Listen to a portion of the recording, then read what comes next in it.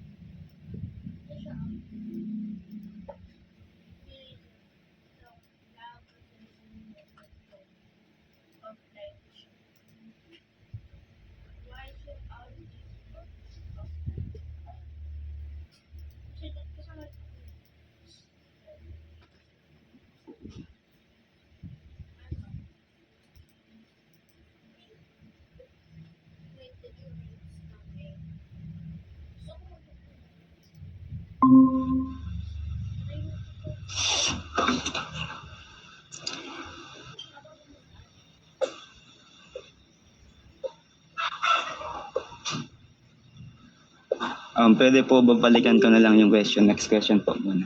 Sige po. Sorry. So, for my question, with the rise of misinformation and fake news in the Philippines, what responsibility does a multimedia coordinator have in ensuring that students receive accurate information? With the rise of misinformation and fake news in the Philippines, what responsibility does a multimedia coordinator have in ensuring that students receive accurate information?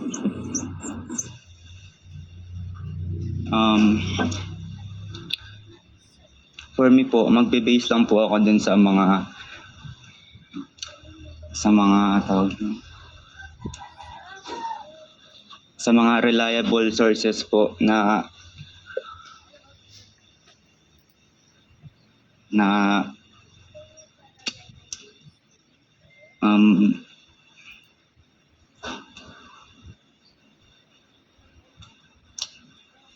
magbe-base lang po ako dun sa mga reliable sources po para po mapanatili ko po na hindi po fake news yung i-spread ko pong information.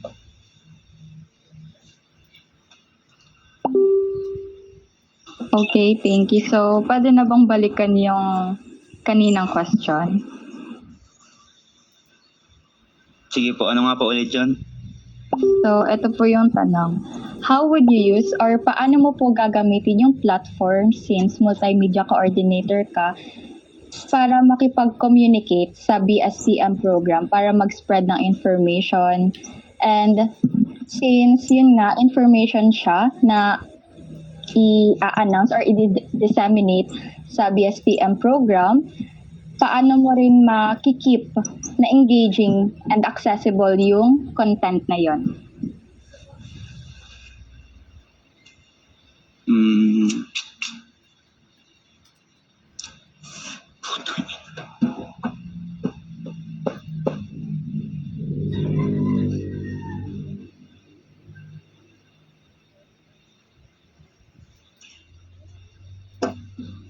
Wait po, mag-isip mo.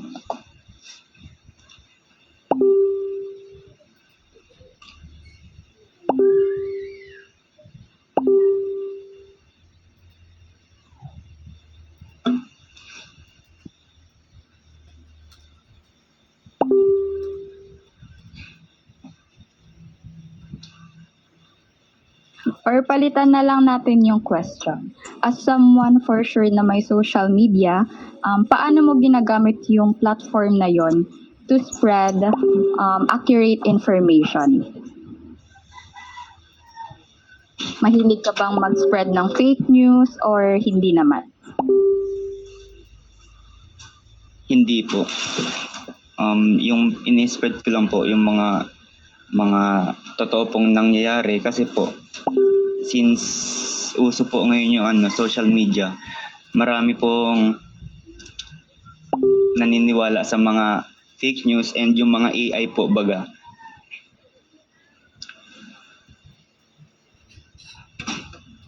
So, yun. And another question, since yun nga, since responsible user ka naman, as you have said, so paano mo i-apply yung ganong character mo sa paggawa ng content ng ATS since ikaw yung mag-handle ng page?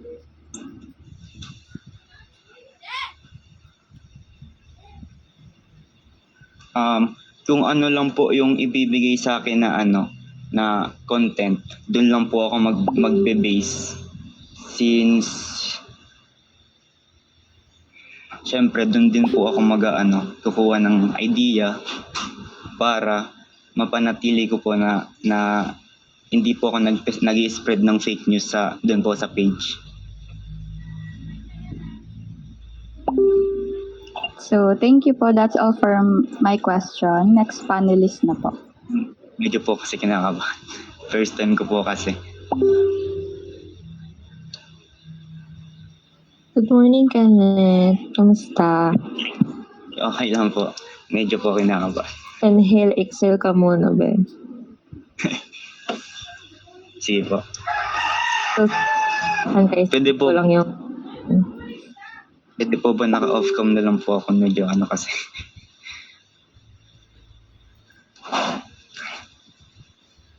Sige po. Heart naman po ang ating mga chairperson. So, ready ka na ba? Sige po.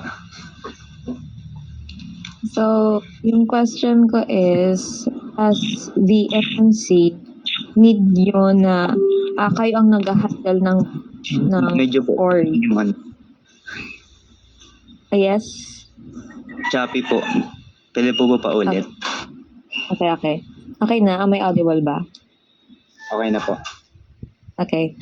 So my question is, since yung MMC, they are the one who handles the postings and sila din ang may hawak ng page ng AT.org or the ATS mismo. So how will you ensure na per event magiging consistent ang posting nyo and on time ang posting nyo? And knowing that may circumstances na need ng revisions and pinapacheck ang PubMats. So how will you ensure na makakapost kayo on time? Para sa akin po, dapat po may schedule po nung mga event since ngayon po ako lang po yung mag-isang nag-run sa MMC. So wala po akong katulong and need ko pa po humingi ng help sa iba ko pong ka-officer. Dapat po para po sa akin dapat po may schedule of event. Malayo pa po, sinasabi na po sa amin kung ano po yung gagawin para po hindi magra-rush. And isa rin po talaga sa kahinaan ko po yung cramming, yung parang wala po ako naisip na idea, ganun po.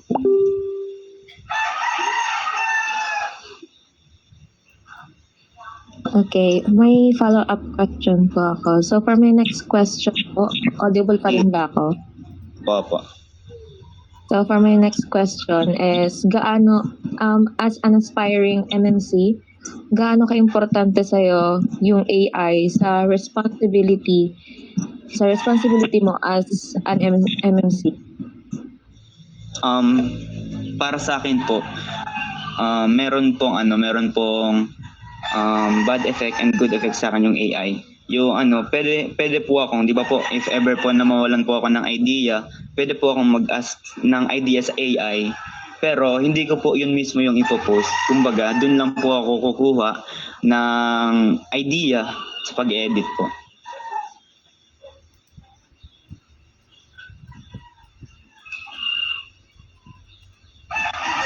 Okay po, that's all from my po.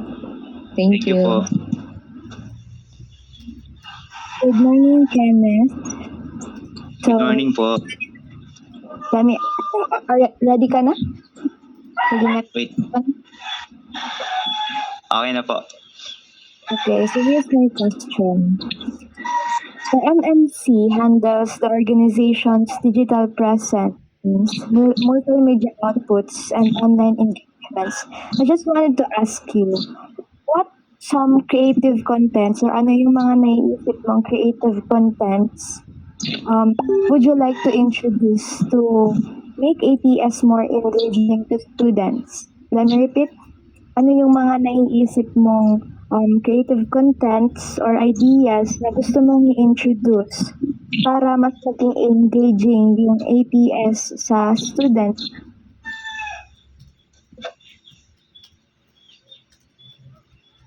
Ah,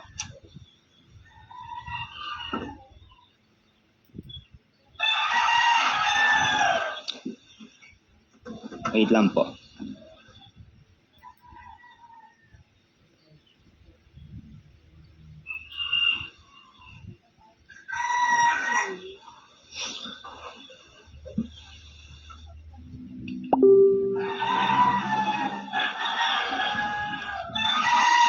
As of now po, wala pa po akong ibang pero anuin ko po sa sarili ko na mag-i-improve po ako. And for me po, siguro makakatulong tong pag-run ko dito as MMC para po mapa-improve ko pa po yung sarili ko. Okay, thank you so much. Ito na lang yung follow-up question ko na lang. Ano yung or skills mo na magagamit mo? Yun po, ay ano po, So- nag-Shopee. Okay, so audible na? Okay na po. So ito na lang yung question ko. Ano na lang yung edge skills mo na magagamit mo as MMC sa ATS? Skills. Marunong po ako mag video editing, mag-edit po ng mga PubMats. And yun po. Tapos ano?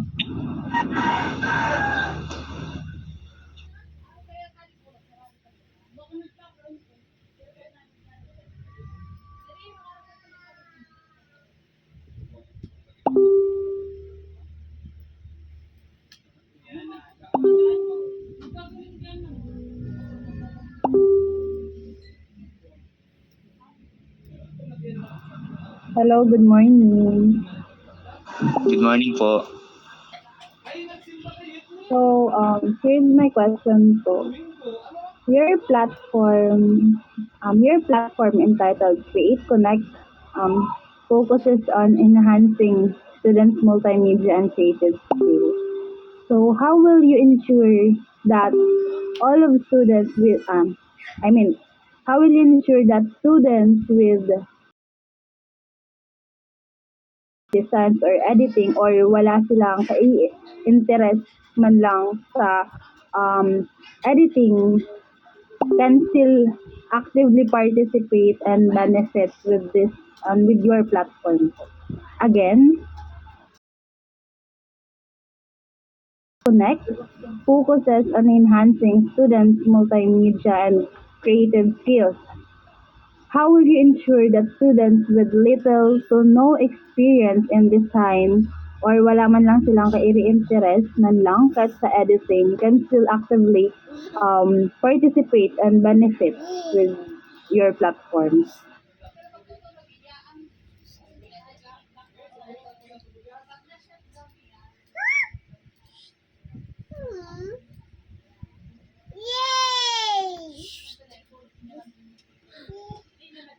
Sila napipigil tita. Doon na. Hi po, narinig po ba ako? Sorry po, naka-off mic po pala. Good morning po. Since napapansin ko po, ngayong first year po ako, ang mga kadalasan pong project is brochure, infographics, tapos video editing. Ito pong platform ko po, parang maihikayat po yung mga wala pong tawag doon, walang hilig sa pag-edit, para po mabigyan po sila ng knowledge, para if ever may project na tungkol sa pag-edit, may knowledge na po sila.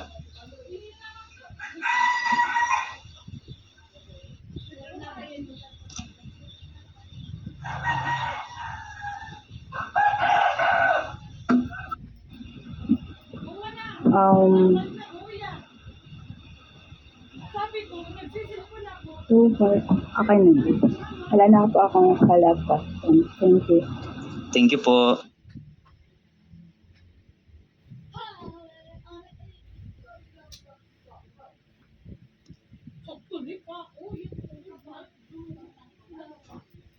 Ayan, so good morning. Ako na muna daw po magtatanong. Sige po. So, Good morning po.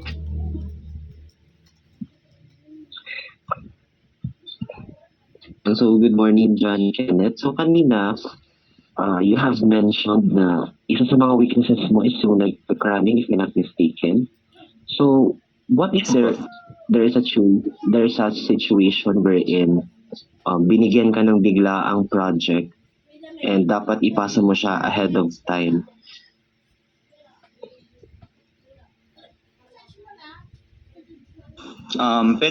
Pwede po ako maghingi ng tulong sa co-officer ko po ng ideas, kasi po may mga co-officer naman po ako na nag-run na may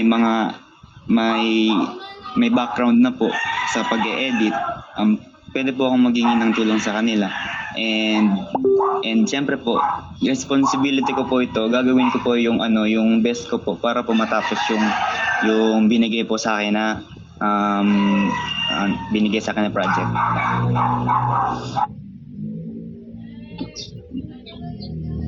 Okay po, yun lang naman po. Thank you so much. Po.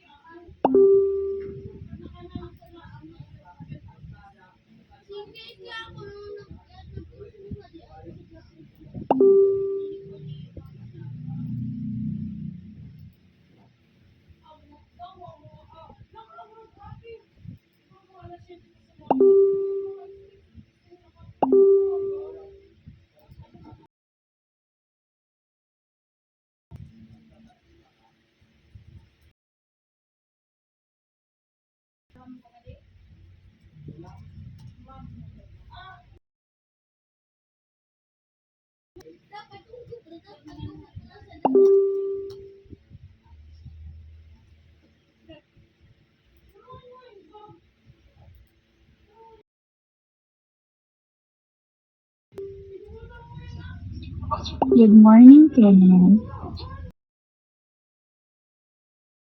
Good morning po. So my question to you is solutions.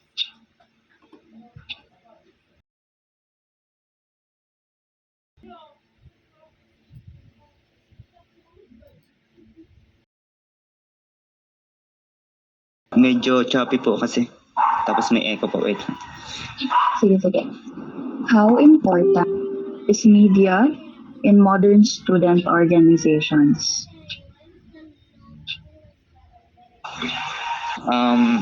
It is very important po sa mga student, since mas uso na po ngayon yung social media, and doon na po sila nakakapagkalap ng mga information, announcement, and kung ano po yung mga dapat nilang gawin.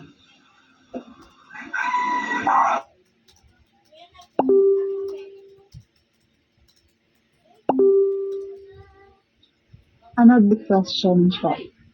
How would you make ATS more engaging online?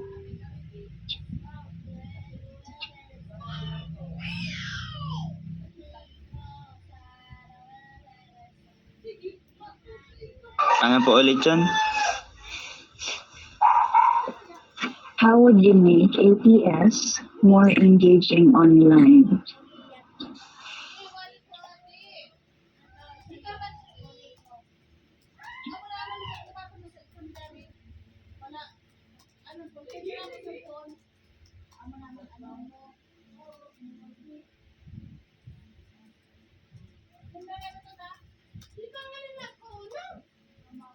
Um, sa sa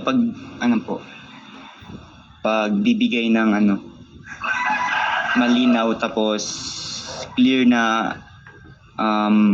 information sa mga BSTEM student po. Gamit ang yung PubMats na gagawin ko po.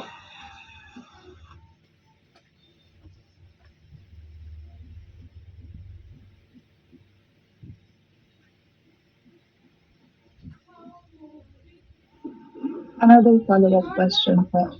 If ever na may ipipresent kang PubMat na ipopost sa page, so bago kasi siya pinopost, isinisend muna siya sa GC together with our advisors.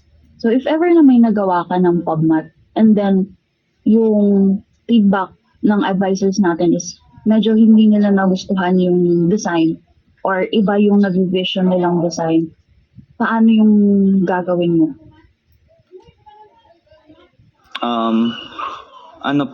Siyempre po, tatanungin ko po muna siya kung ano po yung dapat baguhin doon para po mas lalong ma-improve yung PubMats. And siyempre po, yung responsibilidad ko po, siyempre po, aayusin ko po yon para mas lalong entertain yung mga makakakita po nun.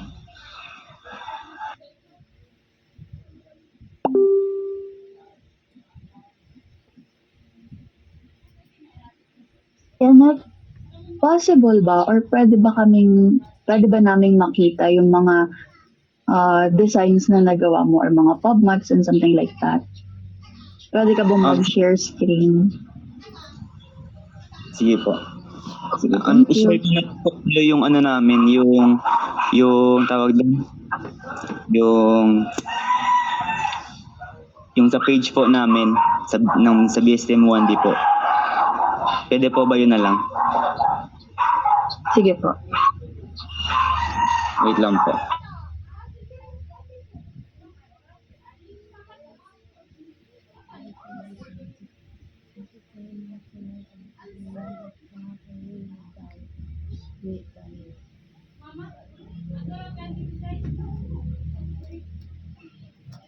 Nakikita po ba? Yes po. Wait lang po. Sana nga yun.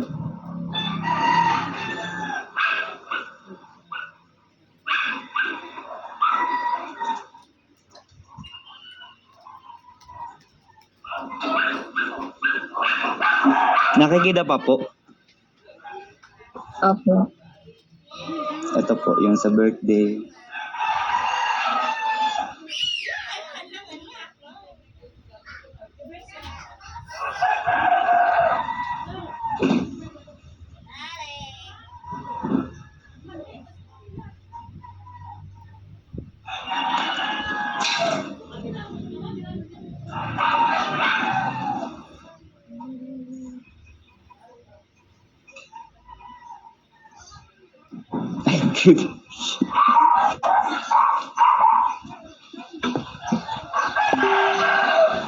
Yung iba po dyan mga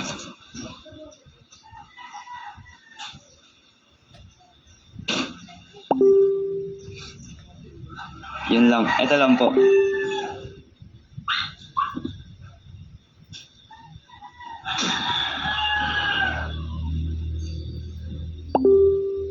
Wait lang, ayan. Yun lang po.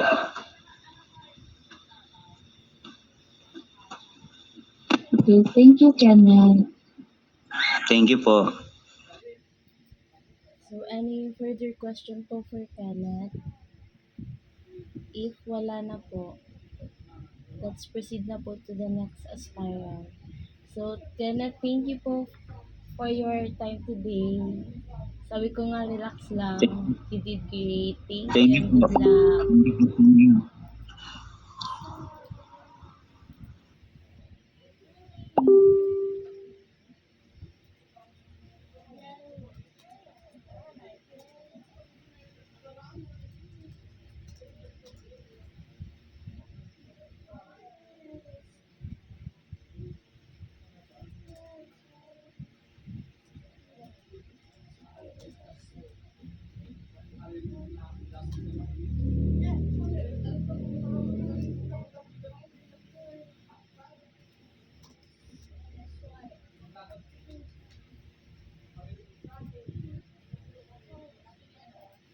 So, let's start na po. Andiyan na po si Christian. Okay, good morning po. Good morning po. So, hello Christian, good morning. Before po kami magtanong, please introduce yourself first and tell us about your personality. So, good morning everyone. I'm Christian Jubile Emperador, 19, so from VSTM2A, and I'm running for the position of business manager. And I'm willing to serve the student body with accountable, sustainable, resourceful, and also transparent characteristic po. And I have two platforms po na Ingenuity and also Ingenuity and Integrity for Green and Ethical Management, and Luntiang Turismo po para sa plant knowledge, marketing, and sustainable care po ng mga tourism student, and yun po. So, for your first question, should every financial decision made by the organization be disclosed to students? Why or why not? Ulitin ko po. Should every financial decision made by the organization be disclosed to students? So, kailangan ba na yung mga financial transactions nyo is i-present nyo sa student body? Why or why not? So for me po, yes po. So dun na po pumapasok yung Ingenuity. Dun dahil nga po dun sa platform ko, dun pumapasok yung Ingenuity and integrity po. So being dapat po po natin sa mga student for the transparency po, to highlight the ethical behavior po within the organization po. Then also we having a fair trade practices po sa mga activities and also sa organization natin sa mga ginagawa activities po ng organization. Yun. Since you're running for the position of business manager, ano kaya sa tingin mo yung isang bagay na magpo-prove na tama yung paggamit niya ng fund? So, para po sa akin na tama po yung paggamit namin ng fund if magbe-benefits po yung buong student body or tourism student sa mga gagawin naming activities, and also sa financial, 'di ba sabi nga natin na dapat transparency. If wala naman nagrereklamo sa mga student kung ano yung ginamit and nag-benefits nga yung mga student and also the environment, ay masasabi ko po na ano yung fund, ano naman po siya. Okay po, pero masasabi na transparent yung leadership nyo. Ano yung need na, since yun nga business manager ka, you'll be working alongside with the treasurer and the auditor. So, ano kaya sa tingin mo yung isang bagay na magpo-prove na or parang evidence siya na ginamit nyo ng tama yung fund? So, para sa akin po, using the budgeting forecasting po sa mga student and also sa having a meeting with a class mayor and treasurer ng mga kada class. Then also, di ba nagkakaroon naman ng financial report every month yung mga ATS kada event. So, pwede po ayun po, isa po yun sa example na maging ano po, if wala naman nga nagreklamo, then may open forum naman po. Masasabi po natin na okay yung ginawa natin and also hindi.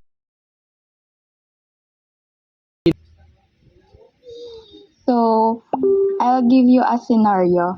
So, if ever, kunwari na binigyan ka na ng treasurer ng budget and suddenly, bigla siyang nagkulang. So, paano mo i-handle yung situation na ganon?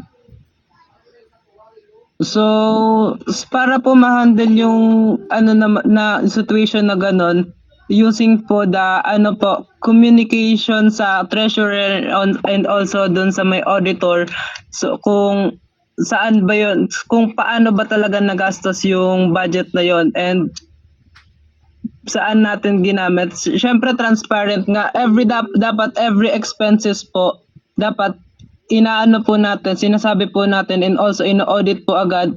Then monitor and report po sa mga treasurer and auditor po para magkaroon po ng transparency and also hindi na po magkaroon ng delaying sa mga bagay. For example po, kada bili po ng gamit or every things na bibilin po na need po ng organization, always na pinag-report po agad sa may treasurer and also the auditor po.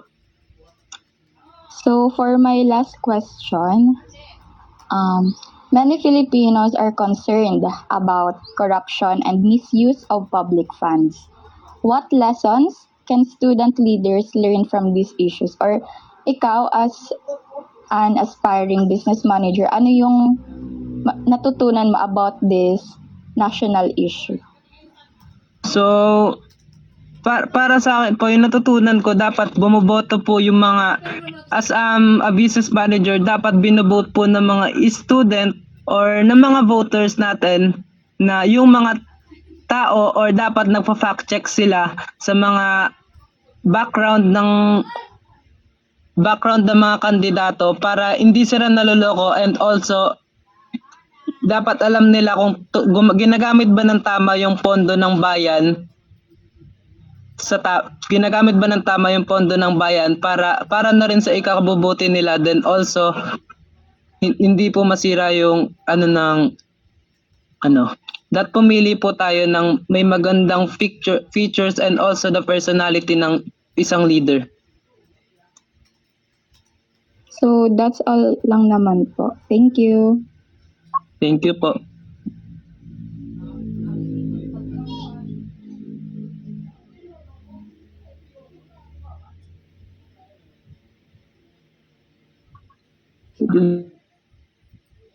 Next panel na po.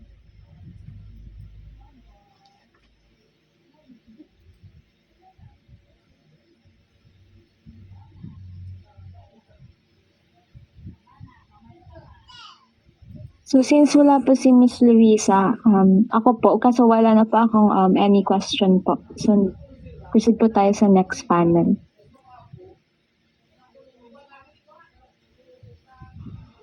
So, good morning, Mr. Christian. So, your platform emphasizes transparency, integrity, and student welfare. So, how will you translate these values into concrete actions and programs as a business manager? So, what specific systems or projects will you implement? Po. Again, your platform emphasizes transparency, integrity, and student welfare. How will you translate these values into concrete actions and programs as a business manager? So what specific systems or projects will you implement? Ano yun? Di ko narinig. Medyo ano po kasi yung mic. Mahina po ba? Opo. Mahina pa rin po ba? Medyo. Sige po. Try. Again, sorry. Your platform emphasizes transparency, integrity, and student welfare. So how will you translate these values into concrete actions and programs as a business manager? So what specific system or projects will you implement? So, yung specific project po dito, yung pwede po kami mag-meeting ng mga magkakaroon po ng event na or seminar na ma-seminar yung mga student leaders natin, for example, yung mga mayor and treasurer na gamitan ng tama yung budget and also yung maituro yung pagiging accountability, transparency, and also resourcefulness po ng mga leaders natin para yun po.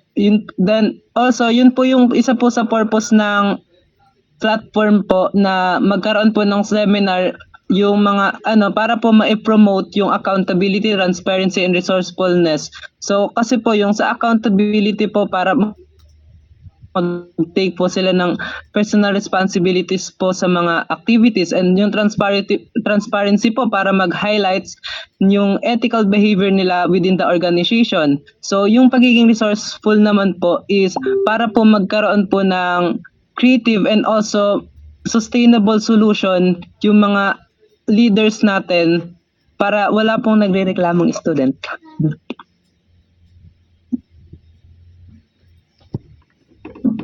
Okay, that's all. No more follow-up question. Thank you.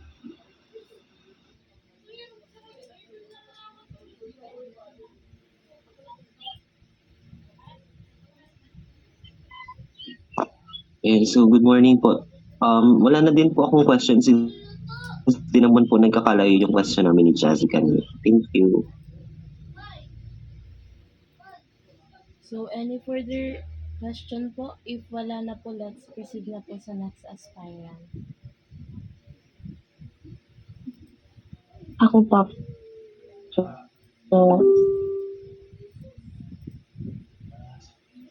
May isang question lang naman po ako. How would you encourage students to support income-generating activities of the organization? So, aside po dyan, para po ma-encourage natin yung mga student or yung yung buong tourism industry, buong tourism program po natin ay dapat po nag-gaslight. Dapat po pinopromote po natin na masaya po gawin yung bagay na yon. Also, lalo na po sa panahon ngayon dahil nga po usong-uso yung corruption and yung environment natin sobrang lumalala na. So, dapat dapat po ipakita po natin na napakaganda po ng environment na masaya and also sustainable po. And yun lang po.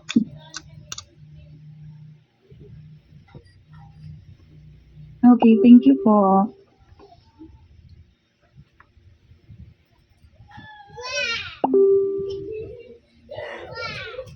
So, hello po. I think wala naman na po mas tanong. So, thank you, Christian. You presented yourself well. Good luck. Thank you so much po.